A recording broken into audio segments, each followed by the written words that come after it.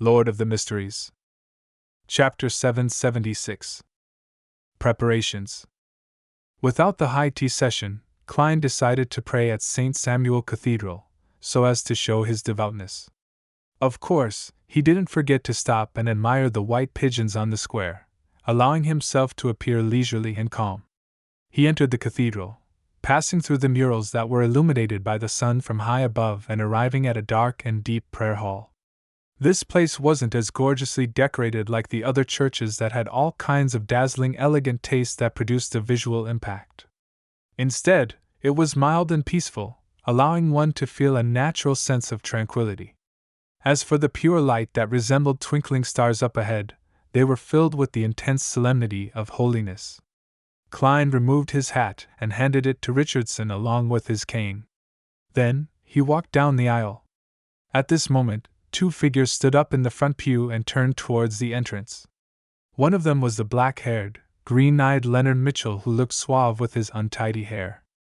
Almost at the same moment, Leonard Mitchell also saw the middle-aged man with the white sideburns and deep blue eyes. Dwayne Dantes. He tensed up momentarily as his body showed signs of indiscernible stiffness. Klein gave Leonard a side look as he nodded with a smile. He had a friendly and casual expression. Leonard forced a smile as he nodded in a slightly sluggish manner. Following that, he turned to the side, made way, and brushed shoulders with Dwayne Dantes. This made Klein see who the person was behind him. It was also someone he knew, Daly, who was wearing a spirit medium's black robe. This lady still wore blue eyeshadow and blush, presenting quite an uncanny sense of beauty. Daly glanced at the middle-aged gentleman when her expression suddenly went adrift. She retracted her gaze as she silently approached the exit. No way, I was just mimicking Captain's profound eyes. Even the color is different, yet Ma'am Daly could still find it familiar? A woman's intuition is truly terrifying. Klein had a vague guess when he noticed Daly's brief abnormality. A long time ago, as an insensitive man, he believed that Ma'am Daly was secretly in love with Captain. Otherwise, she wouldn't have endured the risk to rush to Tingen to get Klein to find an opportunity to teach the acting method to Dunn Smith. As for Captain, Klein wasn't sure about his thoughts. After all, Dunn Smith, at that moment, was often unable to distinguish reality from a dream. His bad memory was rather pronounced, and he might unknowingly have forgotten certain things that lay at the bottom of his heart. However, Captain often mentions Ma'am Daly, using her as an example to educate us. He was so familiar with how many years she took to advance, and the kind of talent she had that it seemed like he had memorized it. Yes, whenever Captain mentioned these matters, he would occasionally add that he spent 9 years going from midnight poet to nightmare. See, could it be that he was feeling a little inferior when facing Ma'am Daly? Inferior. Klein recalled the past as his mood suddenly felt dampened. He realized that he didn't really understand Dunn Smith. He didn't understand how many things the man had hidden inwardly. And Ma'am Daly isn't much younger than him. She appears to be very open and doesn't care about marriage. Klein silently sighed and reined in his thoughts. He found a nearby pew and bowed his head, closing his eyes to pray. Outside the prayer hall, Leonard had recovered as he gathered with the other Red Gloves teammates with Daly.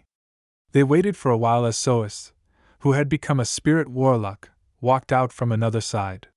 He scanned them and said, "Our mission this time is to use the various clues discovered from the explosion of the Black Skeleton Gang's headquarters to find all the formal members of the numinous episcopate in Backland.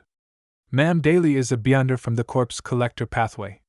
She knows quite a bit about the numinous episcopate, so His Grace, Saint Anthony, has gotten her to assist us."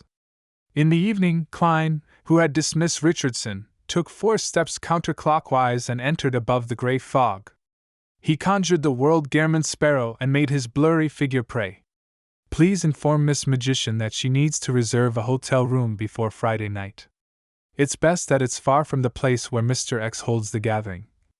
Pass me the stone and spell book ahead of time. I need to make certain preparations. On Friday night, she needs to stop her friend who participates in Mr. X's gathering and also present to me that person's external appearance when in disguise. If there's anything else, I'll inform her in time. With only 2 days left before the assassination attempt on Mr. X, Klein undoubtedly needed to prepare ahead of time. And there were many things that needed preparation. Dwayne Dantes wasn't able to do everything, so he had to rely on Miss Magician. His preliminary plan was to use the powers of a faceless to disguise himself as a participant in Mr. X's gathering. He would enter directly with the passcode, and then he would employ different plans based on the situation. According to the experience he had in engaging in combat and controlling his marionette, Klein had a feeling that a marionettist's principle was try to hide behind the scenes, covertly directing a script. Unless necessary, a marionettist had to avoid engaging in direct combat with others.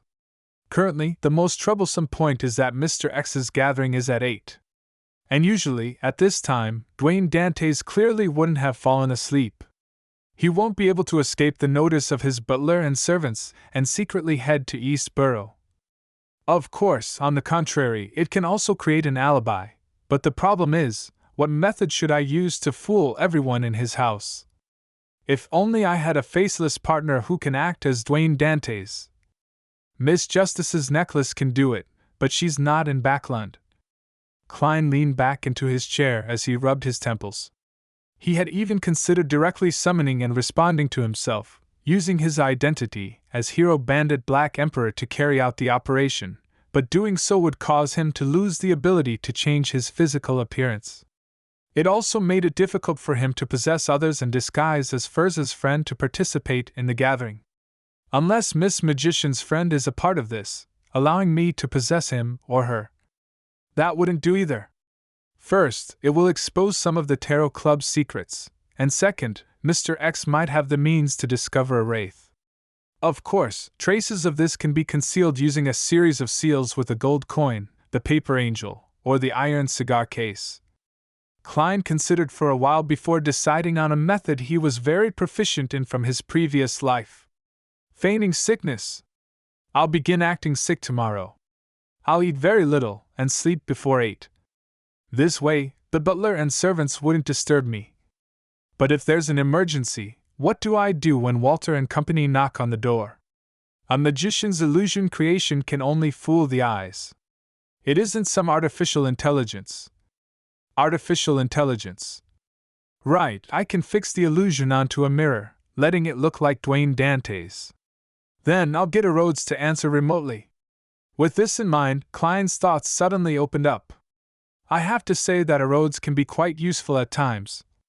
After a poignant comment, Klein returned to the real world. He walked to the desk, took out pen and paper, and began drawing a picture comprising of symbols that implied concealment and mystery prying. Just as he finished his final stroke, the room's lighting dimmed suddenly.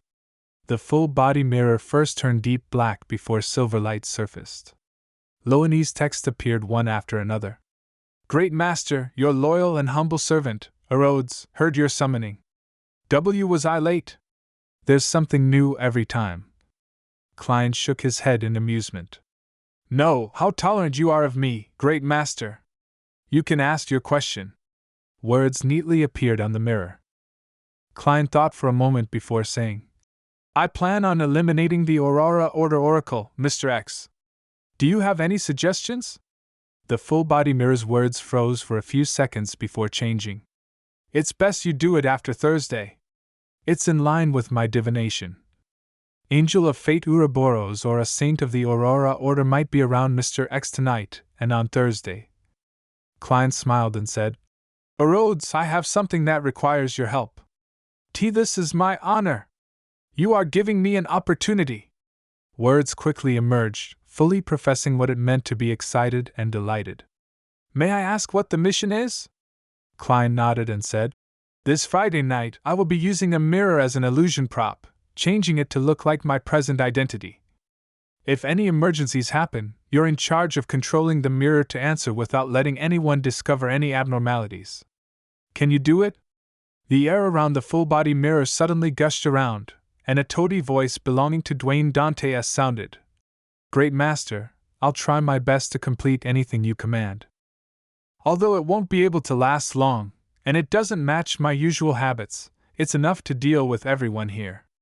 If you wish, I can simulate any voice. You're more talented than I expected. It's not easy being a mirror these days. However, why does that final statement sound odd? Klein's facial muscles trembled as he said, when dealing with them, hide the nature of the question and answer game. Don't let others notice it. Rhodes immediately presented a new sentence on the full-body mirror. I will play your identity well. Very good. Klein nodded. He was truly worried that Rhodes would begin asking butler Walter and valet Richardson embarrassing questions. Questions like, have you fantasized about ladies you shouldn't have any urges for? Or, who do you think of late at night when resolving your physical needs? He believed that with the magic mirror's way of doing things, it might very well carry out such an act without any forewarning. Back then, Danitz nearly broke down thanks to its questions. Without speaking any further, Klein switched to saying, that will be all for today.